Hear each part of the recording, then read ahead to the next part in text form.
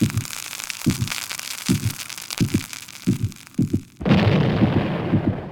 everyone and welcome to It Goes Off. We've just completed round 18 and Grantley Bernard, I'm willing to say that round 18, the most spectacular, close games, massive crowds coming out, best round of the season so far. It was real and it was spectacular.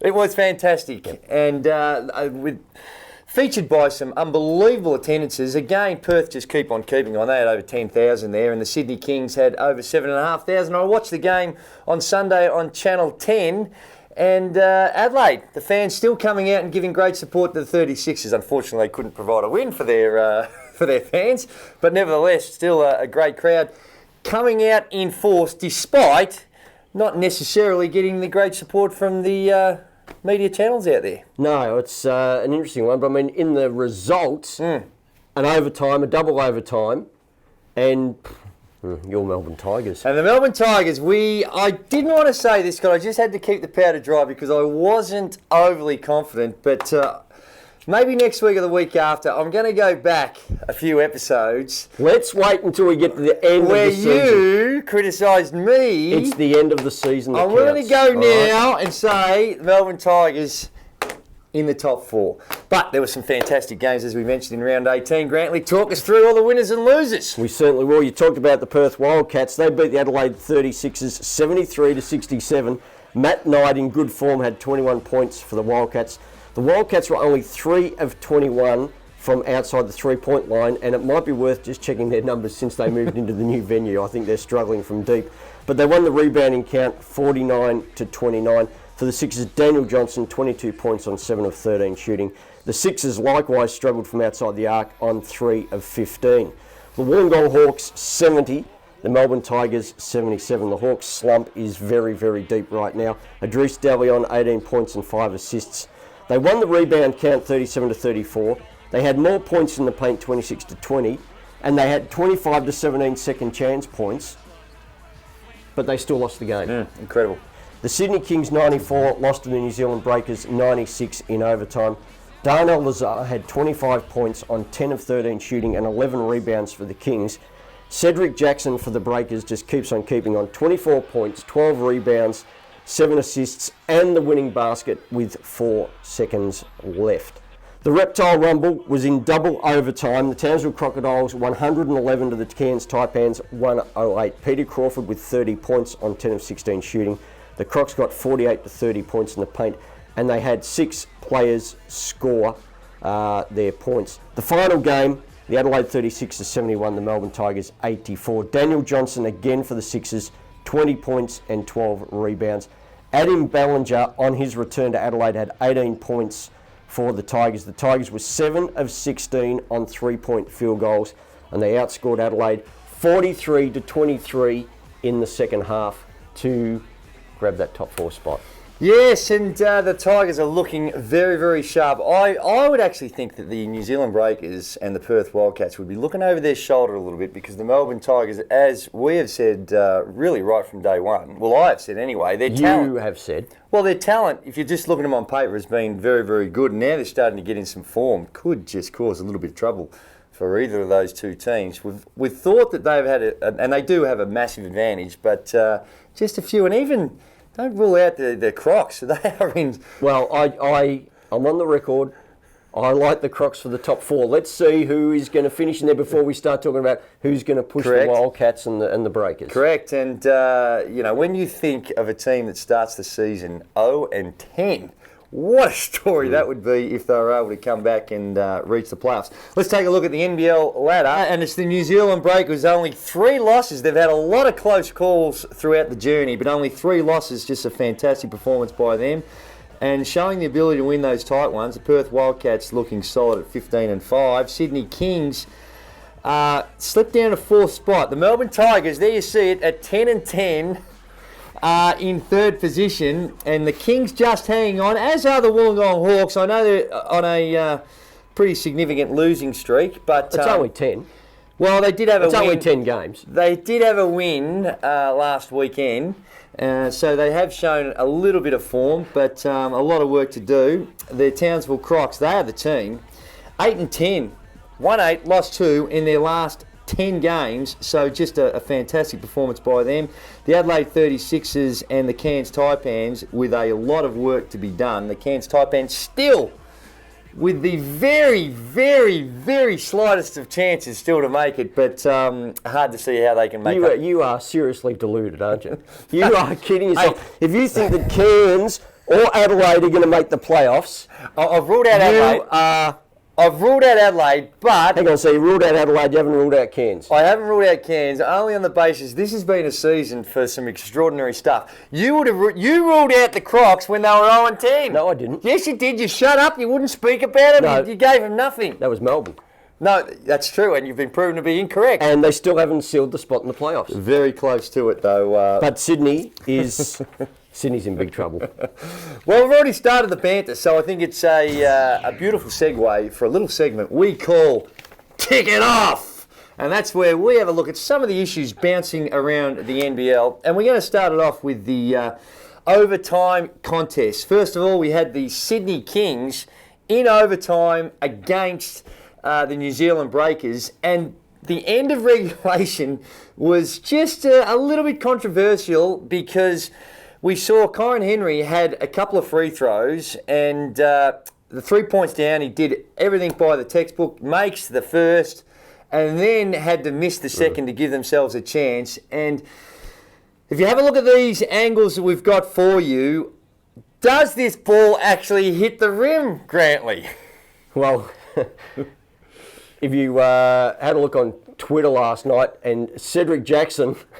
tweeted quite clearly, we have watched the game tape, ball does not hit the rim. It didn't look like it, I have to be honest. If it did, it was just a very, very glancing blow. But at the end of the day, what happened is that the Sydney Kings, they ended up losing the game anyway, so I guess the New Zealand Breakers would feel as though, well, justice was served. But the other question that this raises, please, okay, is...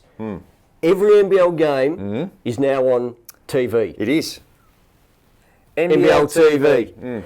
So, why not have a review process in place? I don't like it, Grantley. I do not like it. Well, hang on. If it meant getting that call absolutely right yes, at the end of the game, why not? Well, because everyone now goes back and looks at it and goes, oh, ball didn't touch the ring. It is. So what do you want to do? Do you want to get it right at the time or do you want to get it right after?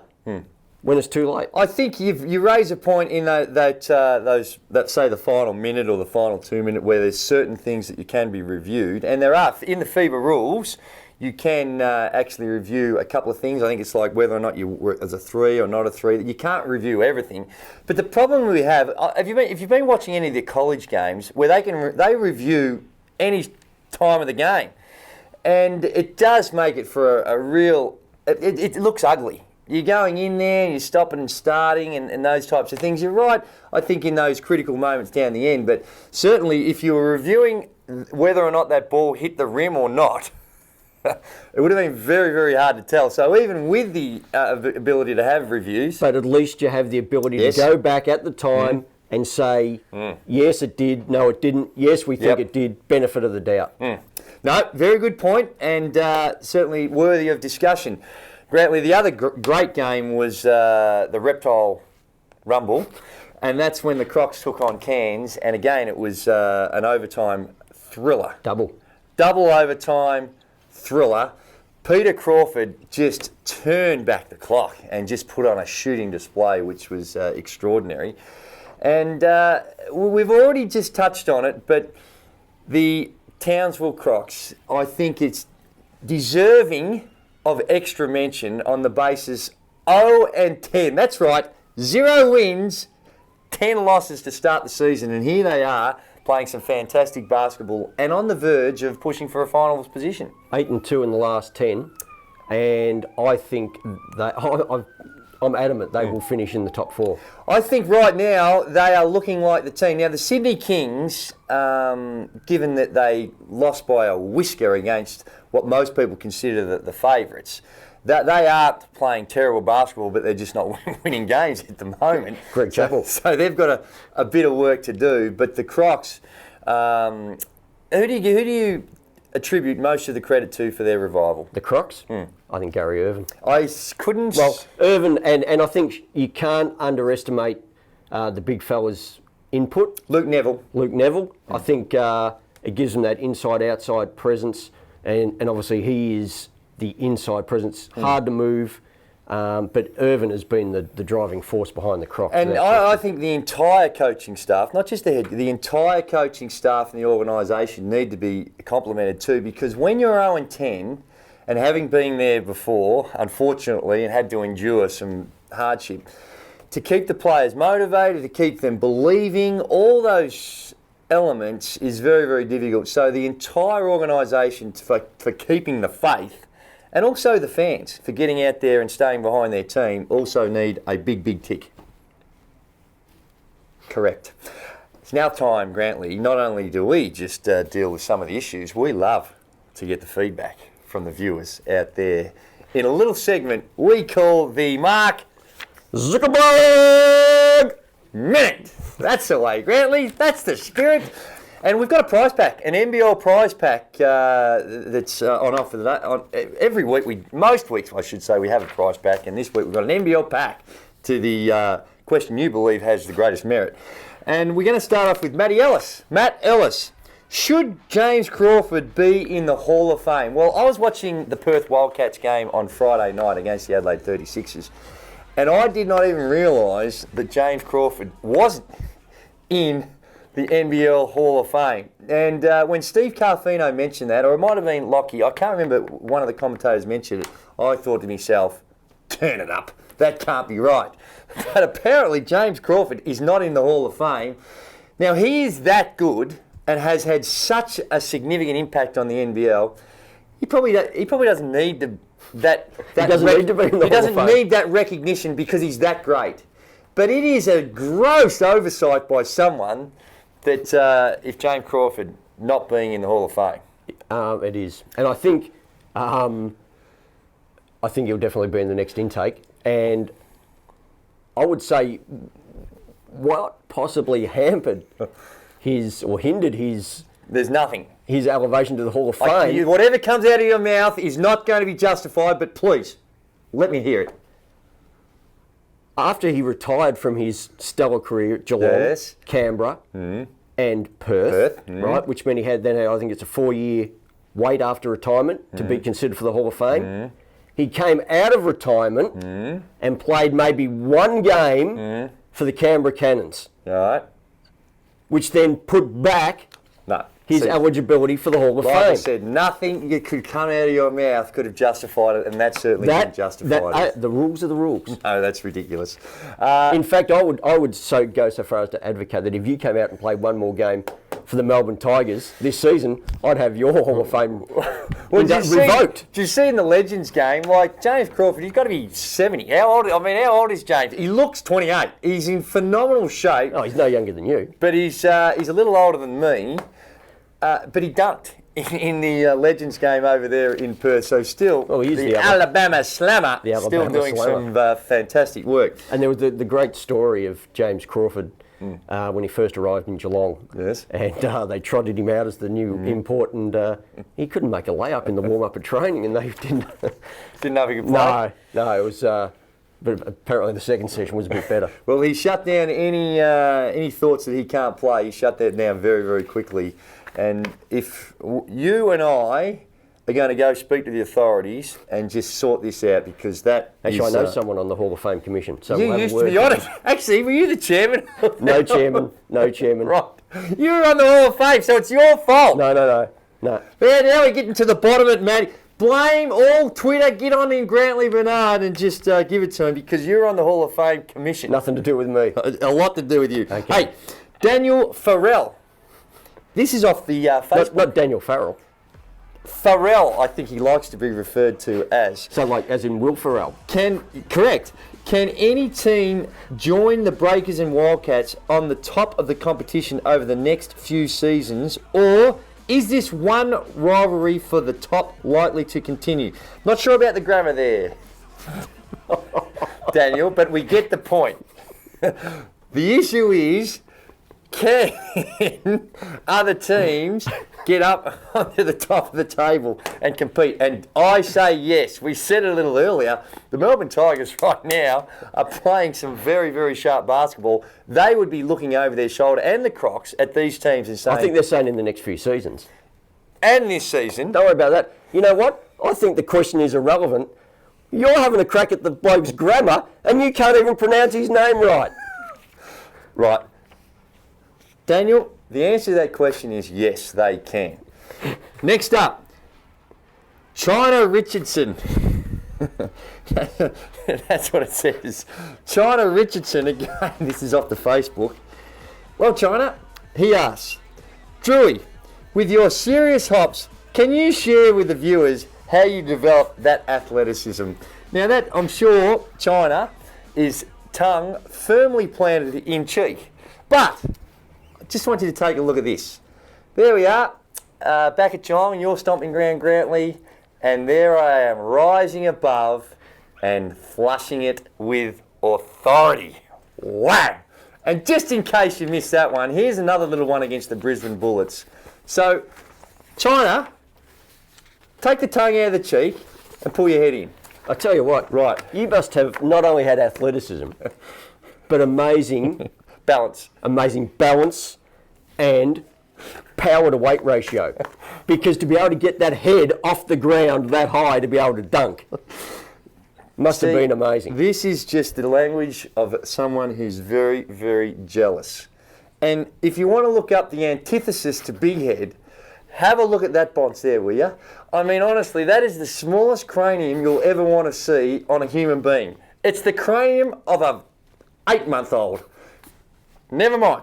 Now, Grantley, some very, very good questions there. Please, your decision on who is the winner of the NBL prize pack.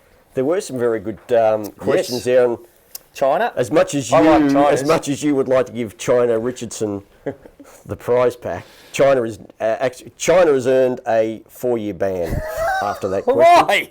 You can't ban people. And I think You're not banning China. Daniel Farrell? You can pronounce his name properly now, can you? Farrell?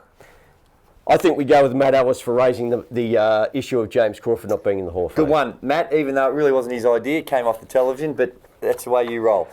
There you are, Matty. We will try and get in contact with you shortly with a NBL prize pack, but if you haven't heard from us, feel free to give Grantley a tingle and he'll follow that up.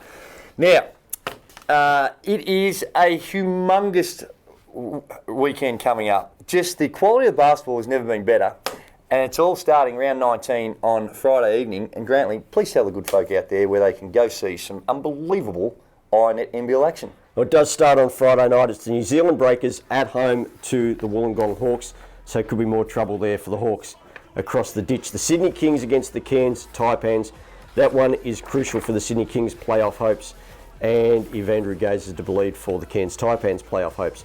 Then you've got the Perth Wildcats at home to the Townsville Crocodiles. That is going to be a massive game, and we actually might see the Wildcats get challenged.